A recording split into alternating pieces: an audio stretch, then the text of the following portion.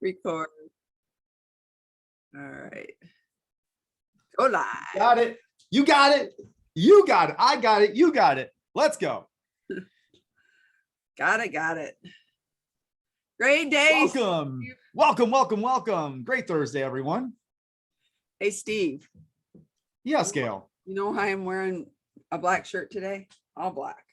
Yeah, you're wearing all black today. Is that because when you wear all black, it's like a funeral for your fat? That's what it says. Yeah, buddy. When I exercise, I wear all black because it's like a funeral for my fat. That's right. Bam! That's how you start off. I'm feeling fantastic today, Steve. Well, everybody deserves to feel fantastic. Oh, but why don't Great times. I'm excited to be here. Welcome to Party at the Summit podcast. We are in the second part of a 3-part series today.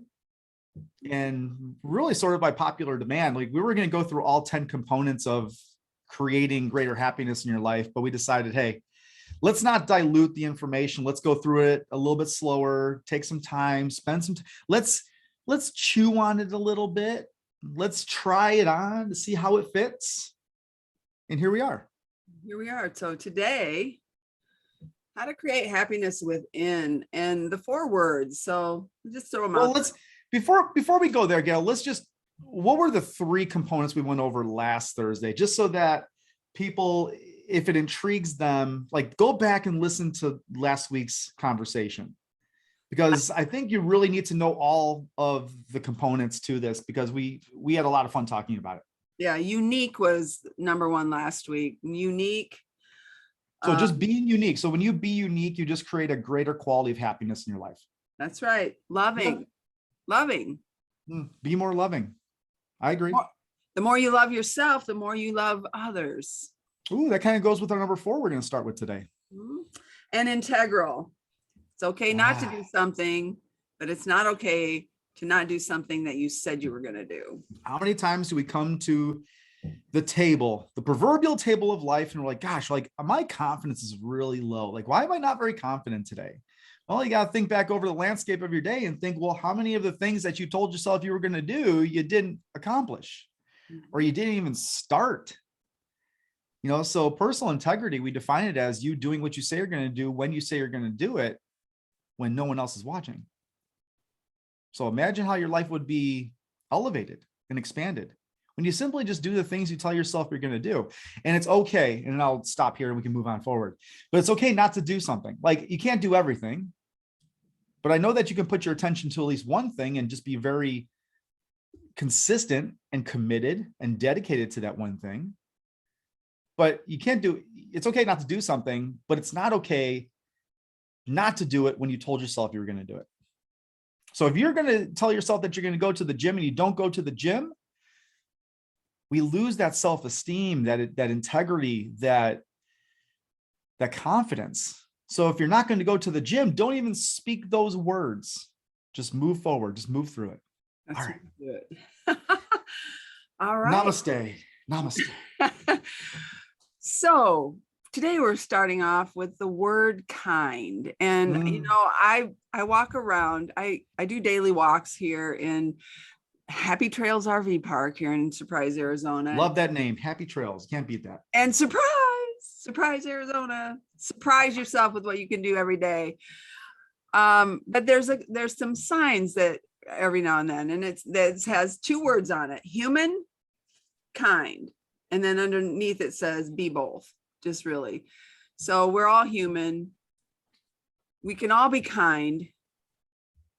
And how do you feel when someone's kind to you? When someone offers a compliment to you that you totally is unexpected, you feel great. So Steve, you know, you said it's the law of attraction. Kindness, you know, what you send out in life is what you get back. If you give kindness, last night, Steve and I, we went to dinner and we're in the parking lot, and a spot opens up right in front of the restaurant. And I noticed that there was a car. Like, I thought, oh, well, maybe they're waiting for that. That's okay. We can just go park somewhere else. So there was just like this like she inched forward, I inched forward. I'm like, are you going in there? She's like, and she pointed to that, like she was telling me to go in there. And I'm like, are you going in there? Because I'll go. It's like, she's like, no, you go. So for like 30 seconds, we were back and forth. We were both being kind. We were both like offering a space, where so like Steve sitting next to me, he goes, all right, when they back out, zoom in there. And he was just kidding, of course. But, if we had more kindness, let people in traffic, open a door for somebody, just smile at somebody, might make their day a little brighter. Yeah. It's interesting because I legitimately had a conversation with my daughter at the dinner table last night. And she's been having these episodes of what I'll use air quotes, being mean to her sibling, to our son. And I get it. Like, she's 10 years young and, maybe she's going through some hormonal things, but, I had a conversation. I sat down, I was very polite and I was very direct. And I said, I'm going to tell you something that nobody's going to tell you. And I want you to understand this now is like your behaviors, you're responsible for your behaviors and your actions. But by you being quote unquote mean to somebody, anybody, I'm not talking about just family, I'm talking about anybody. What you don't realize is that approach, that meanness is a direct reflection of who you are. So be kind to unkind people because they deserve it the most. They need it the most. I'm not gonna say deserve, they don't deserve, but they need it the most because there's something happening in their world, in their life, in their psyche, in their brain that is causing them to be unkind, to be less than happy. So if you put that in perspective, or if you interpret it that way, and you can come from any place you want, I'm giving you what I feel works, is what you're experiencing in the world. If you're observing and you're able to get a ton of evidence in the world that there's kindness everywhere, like you're finding the evidence of people being kind and loving and caring and happy, that's a reflection of you. If you're finding hatred and anger and people that are bitter and you're just the bullying, that's a reflection of you. So where you put your attention is going to expand. But yeah, be kind. You want to produce more happiness.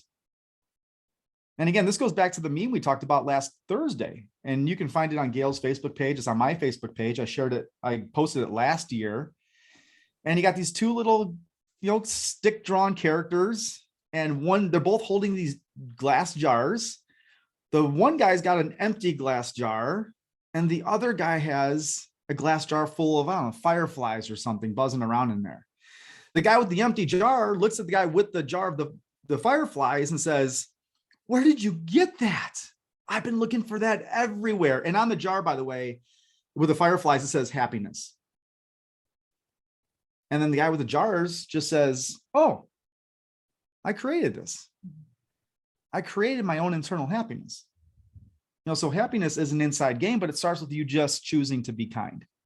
But it's not even being kind to other people. It really comes down to like being kind to yourself. Mm-hmm. Because when you're kind to yourself, you have this automatic default that you're just kinder to other people. So that's the beneficiary. Like that's the secondary gain, is being kind to other people, is just because you're kind to yourself. Try being unkind to yourself and also simultaneously being kind to other people. It just doesn't feel right. There's something off. There's no synchronicity to that. It's because when you're unkind to people, there's something that you're treating yourself a certain way.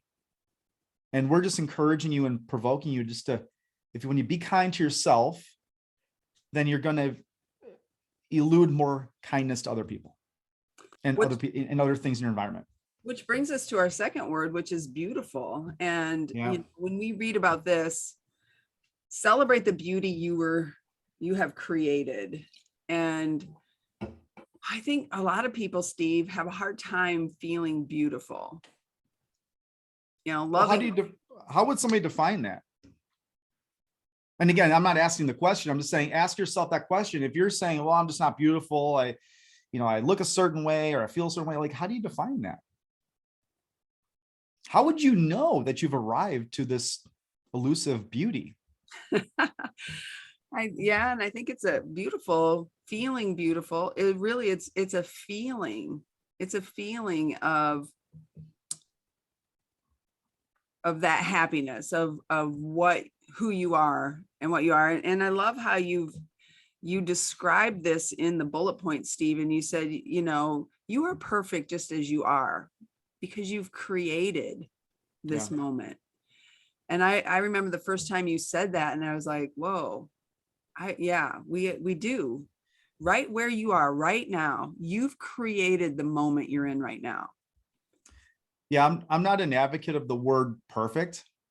Okay, because nothing's perfect. Like, we're not perfect. Humans aren't perfect. Situations aren't perfect. They're ideal. We're not striving for perfection. We're striving for progression and excellence. But if I were to use the word perfect in a statement, I would say, yeah, you are perfect the way you are. And how do I know you're perfect? Because you produced this moment that you're in. So you've been perfectly created by your actions, your behaviors, your habits, the environment you chose to be around.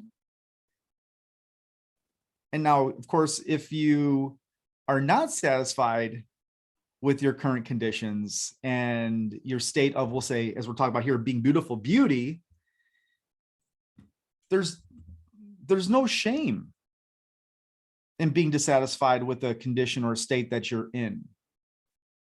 The real shame would be staying in it. So yeah, be beautiful. Love yourself. Learn to love yourself. And I promise you this, when you learn to love yourself, and we talk about this extensively in our transformation method, like just unlocking the combination to appreciation, gratitude, loving yourself. Because when you choose and understand that loving yourself is a choice, regardless of whatever condition you're in, it's like blissful dissatisfaction. I can talk about that too. Life is just so much simpler, so much easier, so much better. Life changes for you once you learn to love yourself. So I'll mention it, but blissful dissatisfaction. I talked about this a little bit in a video I did recently, but we talked about like point A to point B, right? Point A, here's where we are. Point A, doesn't matter where you're at. You're watching this video, you're watching this podcast or listening to it. You are certainly at point A, wherever that is. And then there's point B. Point B is where you think you should be. And point B is not where you are at point A. It's somewhere else. But the space between point A to point B, where you think you should be, is unhappiness. It's not being beautiful. It's not being kind to yourself. It's these things that we're talking about in this conversation. But what if you could just choose to be blissfully dissatisfied? Like, hey, I'm not satisfied with where I'm at. I get it. I understand. I need to make some changes. I need to transform myself and ascend to that next level. I'm moving on it every day. I'm being consistent. I'm being committed. I'm being determined. I'm being patient. But you're blissful through the journey. You can still be dissatisfied, but be blissful through the process. Be happy through the process of the choice. Because most people will say, I will not be happy until I'm at the place that I think I should be, which is point B. And I promise you this, because I've seen so many of my friends and even myself, I've experienced this. Just recognize this. When you get to point B and you actually arrive there based on your commitment and dedication and your integrity, you're not any happier than you were when you were at point A.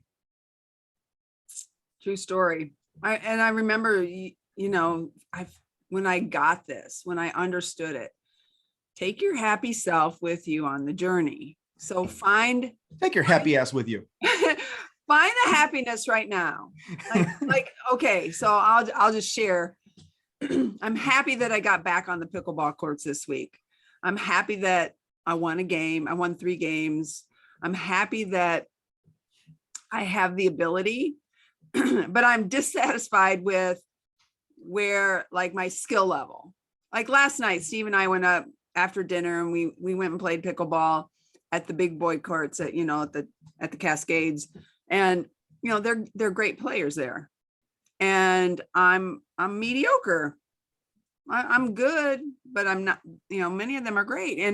And like, they walked away after beating us. They would walk away like there was no other courts open, like we could play another game, but they didn't want to play with me because my skill level isn't there. And that, like, I'm dissatisfied with that. But I'm happy that I have a paddle. I have health, that I can be out there and I can practice and I can do better. And you know what? I know that there's going to be a time when they're going to be like, I want to go play that Stephen Gale Zintek couple. They're great players. They might have sucked when they got here, but you know what? They stuck with it and they're learning and they're progressing. So I'm going to be happy now as a semi-sucky pickleball player until I can be really competitive with the great players, because I believe I can do it. And so I'm not going to wait till I'm a great player to be happy. I'm going to be happy now and blissfully dissatisfied, if that makes sense to y'all out there. Find what's in your life. What are you not really great at, but you're good at? Because in order to be good, you have to be bad first. In order to be bad, you have to at least do something. So that brings us to our next point of moving. Moving, physical activity. I have so much more to say about being beautiful, but I will leave that for another conversation because you brought up so many great points and topics. Perhaps we should just maybe transition into another call, or a conversation. But let's go over to the next topic here, and which is, you said be moving, correct? Be moving. Okay. And movement triggers positive emotion within. Yes. Yeah. And it's so funny. Like, I think if you want to talk about this literally, like I'm in the Midwest. Now you're in Arizona now, Gail, but you usually reside in Michigan. That's which is probably even cooler temperatures than it is here in the Midwest. I'm in the Chicagoland area. And, we've already had temperatures in the teens, which felt like single digit numbers with the wind chill. And people are already starting to bring their Mr. and Mrs. Gruff out, like, oh, it's so cold and it's so bitter. And they're sitting there at the bus stop and again, if you're, I'm not judging anybody. I'm just saying, all right, we're talking about be moving. And I'm talking from a literal standpoint. And I have this statement I use all the time. And it's like, it's only cold if you're standing still. Be moving. When you take a step, when you take an action, when you start in a forward direction, it's going to promote more productivity in your process. And what emotion do we create when we have greater productivity? Starts with an H. We have more happiness. Okay. I mean, I'm not saying that the action is going to be the exclusive component of happiness, but I'll tell you what, it does help feed that. So be moving is whatever it is, in walking or running or swimming or jogging or jumping jacks. Here, I didn't think I was going to talk about this, but let me just, here's how I do it. If I want to take myself to the next level of moving, just be moving, I walk every single morning. It's my power promise. Okay. It's a commitment that I make to myself to say, I'm going to walk a minimum of 1 mile. You know this, Gail, because it's on our accountability tracker. I walk a mile every single day, sometimes in the morning, most often in the morning, but sometimes I'll do it in the afternoon. I get my walk in, but today I felt like I was going to level up my walk. I was going to be more moving. So what did I do? As I was walking around my neighborhood, every sidewalk intersection, wherever that was, I dropped down, and it's still dark out. It's starting to become light. I would drop down. I give myself 10 push-ups. Every intersection to the walk. And then that means even if there's an intersection to the sidewalk, I would drop down, do 10 push-ups. I would be moving. I would take an action, which produces dopamine, these endorphins that get me to think clearer, more optimistically, more confident, makes me happier. And then I would walk across the street, and guess what's across the street? Another intersection. Another intersection. So 20 steps later, I'm down for another 10 push-ups. I ended up doing 110 push-ups. Just because I decided to be more moving in my day. Now, can I do that every day? Yes, I could do it every day. Will I? Maybe. But just make a decision, make a real decision. How do you know you made a real decision, Gail? You take immediate action. Just take immediate action. Imagine if you just took immediate action on whatever decision you made by moving more efficiently. And since we're talking, and there's all emotions involved, but we're talking about happiness right now. However you define that, happiness. Are you or are you not more happier because you've chosen to be happier by being committed and fulfilling that commitment to you moving more? Mm-hmm. Right? Yeah, well, I can tell you before March 23rd, 2020, I did not move. I did not move my body, and I was okay with that. I didn't feel like I needed to move my body. But then when I started with the, you call it 30-minute body weight workout, just show up. And, it was hard because I hadn't moved my body in decades. And so just staying with it.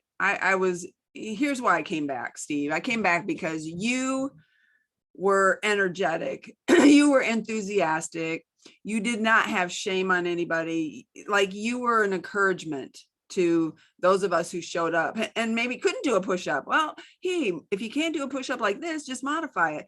And so, sometimes when we have the encouragement from somebody to keep moving, I showed up again and again and again, and a week turned into a month, turned into over a year that we were doing the You Call It movements, and it's still going on today. You can join You Call It 30 if you want to get in with a group of people that just show up on Zoom and move their body. And it's okay if you don't know exercises, you'll learn. I learned. I had a list. I know the first day I knew 5. By the end of when I was leading it, I knew 45. There was a list, and they were all up here because why? Because I was committed and consistent to showing up. It became easier. The hard life became easy in movement. And now I can't imagine my life without moving my body for at least 30 minutes every day, whether it's a walk or a pickleball. It's just, it feels great for my body, and it makes me happy. It makes me happier. Like when I'm out on my walk and the beautiful sunrise the other day, it was like I'm open to those around me. Yesterday, it was all the Christmas decorations. Went by Christmas City, and people are decorating their cactuses in all crazy ways for the holidays. I was happy out moving. Oh, I took a wrong turn. It's going to extend my walk a little bit. Oh, well, what am I going to see on this walk? So be moving. And then the last word that we're going to talk about today is growing, because if you're not growing, you're dying. And I heard that in a book. You're either growing or you're dying. There's no standing still. There's no standing still. I walk by this pond around my lake, and it's stagnant. And I know when I'm coming up to it because I can smell it before I get to it. Stagnation stinks. Great metaphor. So, when you're up and moving, that helps you to grow. It helps you to grow physically. It helps you to grow emotionally. It helps you to grow in many ways. I'm willing to even bet that you business owners out there listening to this, you want happiness in your business, take care of yourself. When you take care of yourself first, you have more energy for others. Energy breeds energy. So be growing. How often? Yeah, absolutely. So if you're listening to this, it doesn't have to be about movement, by the way.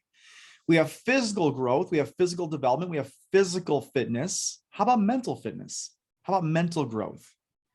How often do you listen to the audiobooks? How often do you read books?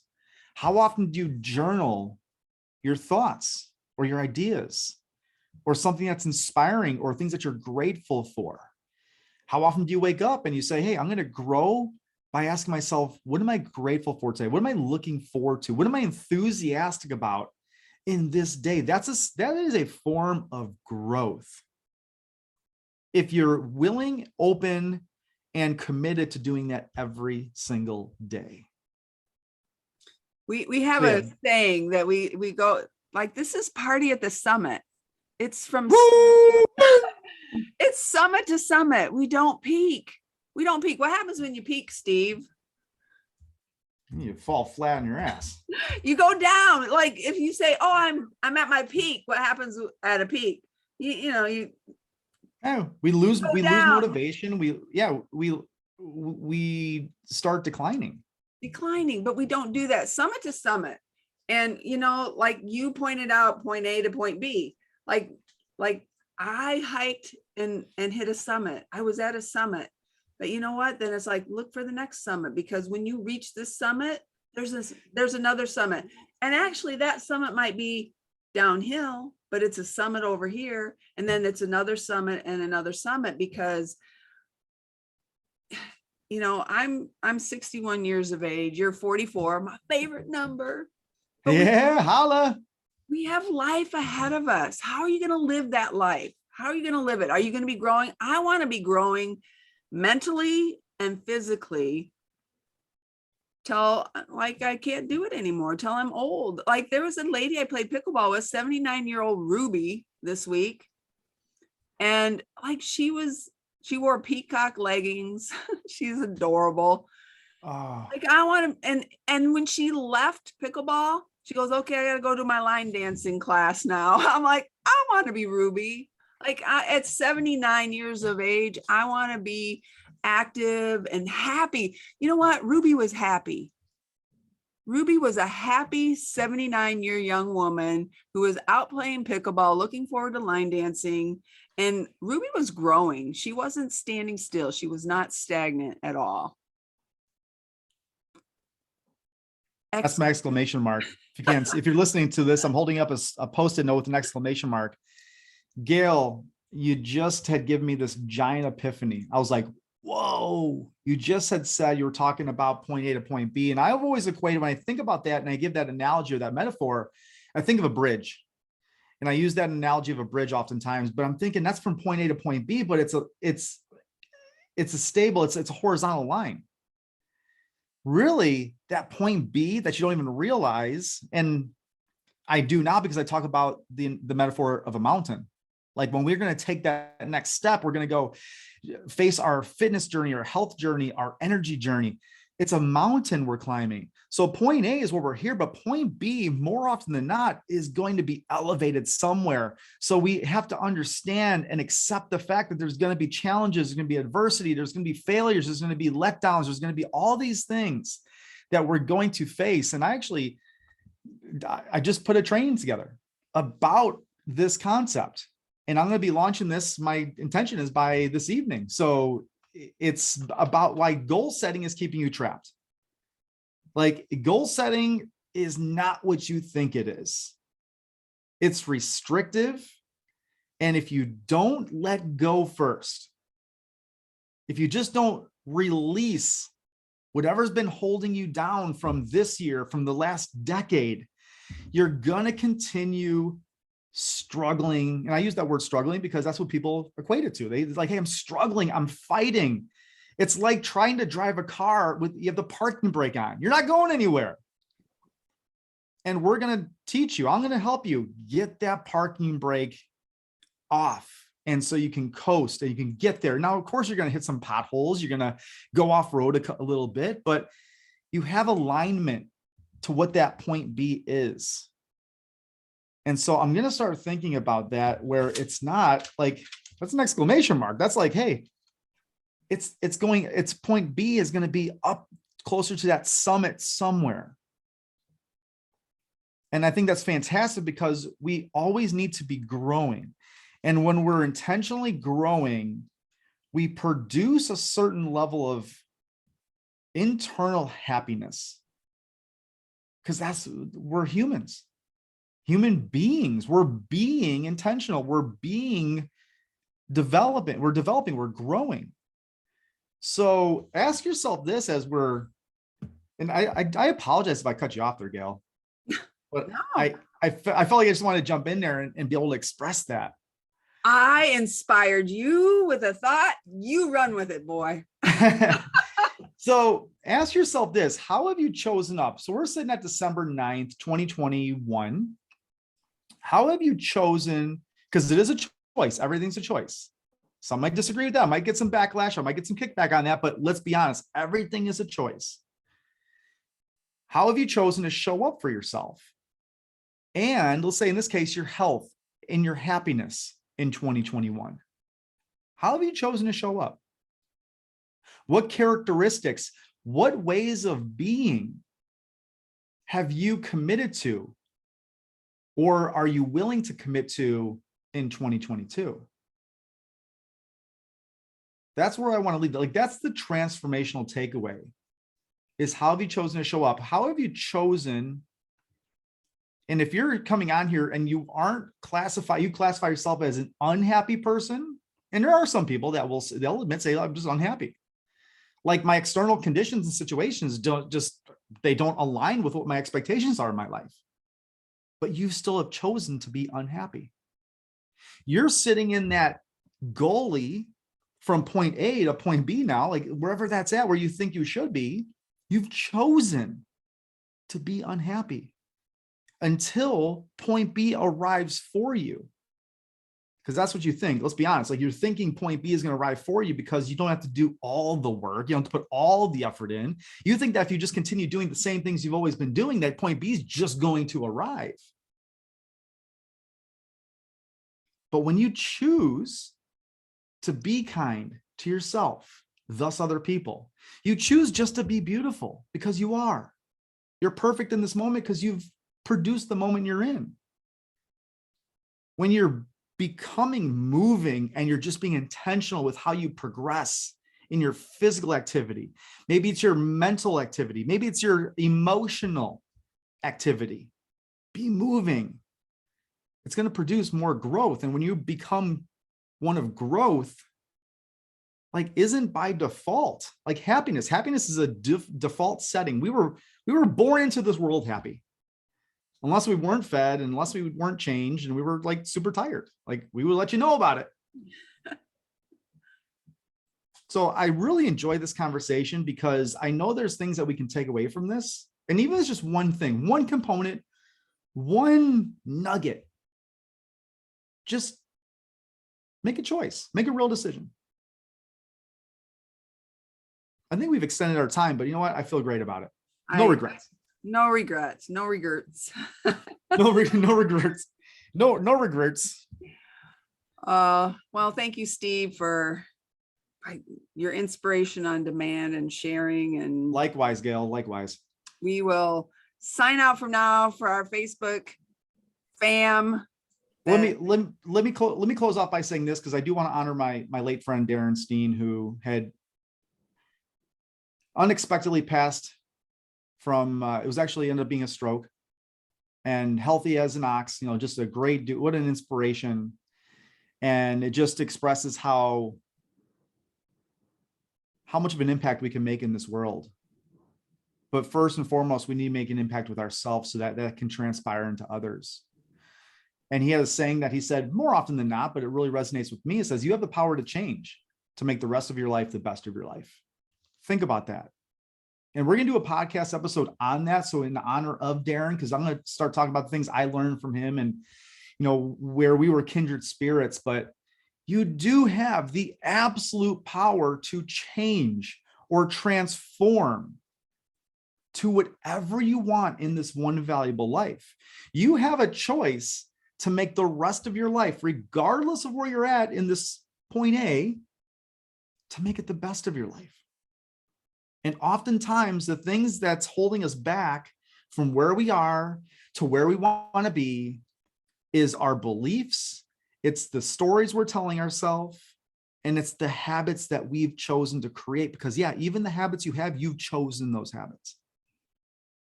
So I get emotional thinking about it, but you know what? That's what life's about. Great words from you, from the thought of Darren. And with that, we're out. Make it a great day, and make it one certainly worth repeating. Let's go. Let's go.